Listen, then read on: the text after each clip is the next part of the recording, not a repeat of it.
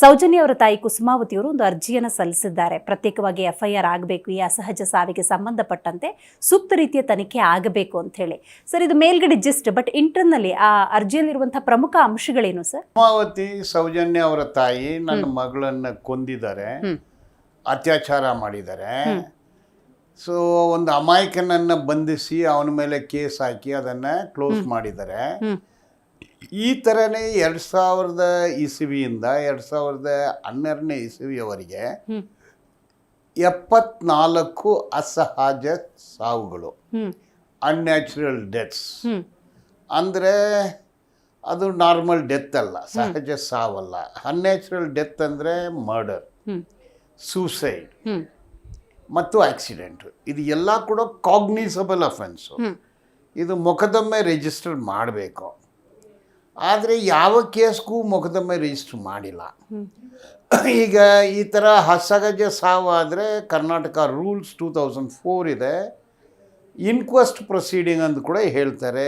ಅಸಹಜ ಸಾವು ಆದರೆ ಪೊಲೀಸರು ಹೋಗಬೇಕು, ಫೋಟೋಗ್ರಫಿ ವಿಡಿಯೋಗ್ರಫಿ ಮಾಡಬೇಕು, ತಹಶೀಲ್ದಾರ್ಗೆ ಇಂಟಿಮೇಷನ್ ಕೊಡಬೇಕು, ತಹಶೀಲ್ದಾರ್ ಟೀಮು ಆ ಸ್ಥಳಕ್ಕೆ ಹೋಗಬೇಕು, ಶವ ತನಿಖೆ ಮಾಡಬೇಕು, ಆಮೇಲೆ ಪೋಸ್ಟ್ ಮಾರ್ಟಮ್ ಆಗಬೇಕು, ಪೋಸ್ಟ್ ಮಾರ್ಟಮಲ್ಲಿನೂ ಫೋಟೋಗ್ರಫಿ ವಿಡಿಯೋಗ್ರಫಿ ಮಾಡಬೇಕು, ಆಮೇಲೆ ಪೇಪರ್ಗಳಲ್ಲಿ ಕೊಡಬೇಕು ಇಂಥ ಒಂದು ಸಾವು ಆಗಿದೆ ಎಂದು.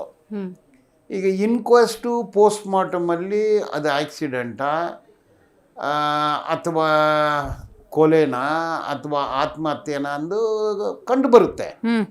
ಅದರ ಆಧಾರ ಮೇಲೆ ತನಿಖೆ ಮಾಡಬೇಕು. ಯಾಕಂದರೆ ಒಂದು ಹೆಣ ಬಿದ್ದರೆ ಅದು ಸರ್ಕಾರದ್ದು.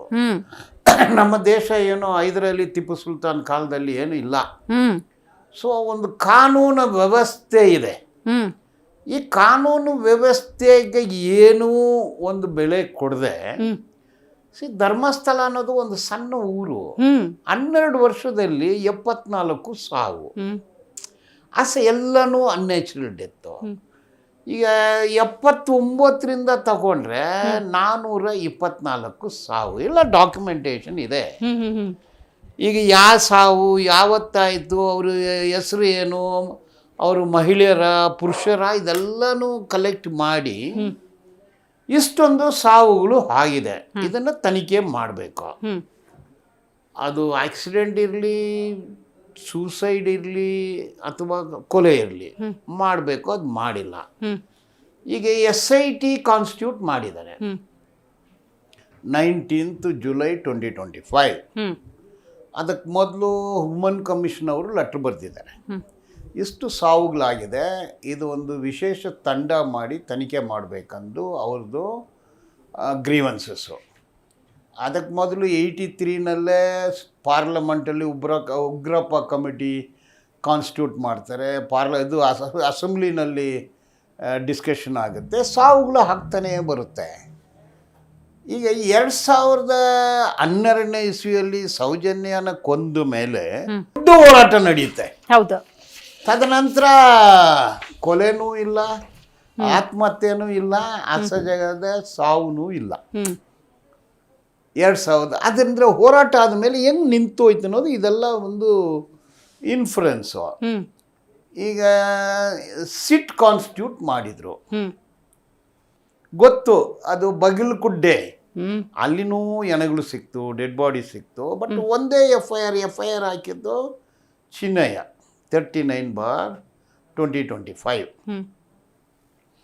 ಅದು ಬಿಟ್ಟರೆ ಬೇರೆ FIR ಆಗಿಲ್ಲ. ಏನಿದ್ರ ಅರ್ಥ ಏನು, ಯಾಕೆ ಮಾಡಿಲ್ಲ ಸಿಟ್ನವರು, ಅರ್ಥ ಏನು?